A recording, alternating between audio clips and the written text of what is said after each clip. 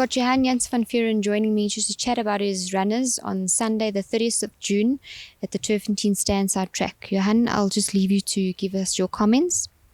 Thanks, Vix. We start race 3 with Beyond Hindsight. Very, very, very smart horse. He won well last time. Listen, not an over super strong field except for 1 or 2 in there. But I do believe this horse has got a serious future. I would have preferred to have him in July day at Greyville, the 1400, but we drew very wide, so I'm going for another run up the straight. He was green last time up the straight. He ran away from the stand side, but listen, long story short, he's a serious horse, and I'm not really scared. If he's not too green, I'm not scared to take on anything. He's a proper horse. Stroon Sky, listen, wide draw, but the horse is really feeling really good. I didn't want to skip the race because there aren't too many races available for these type of horses. So when they're feeling good, you got to take your chances from wherever.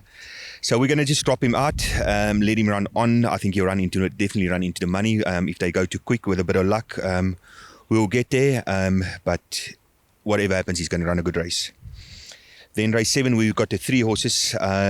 Lincoln Navigator will probably need it slightly. He is, however, a very, very good horse. I just always struggle with his suspensories. We get him good for 2 or 3 runs and then he goes sore again. So, listen, also you got to follow in time. He's improving all the while and he's actually turning into a hell of a nice horse. So I can't be confident this time around because he's slightly overweight, but in saying that, in another 2 or 3 runs or 3 or 4 months from now, you'll probably be better than this lot, just pure ability. So use discretion there. Karangatang, listen, we're struggling to get this horse to move well. We obviously know he's a very, very good horse on his day, so I would say pick 6s only, but out of my 3, I believe Chasing Happiness is the right one. I would have been slightly more confident if it was in an 1100, but I do believe she'll win or run very, very close. She's on the up and she's working out of her skin and she's a very decent filly.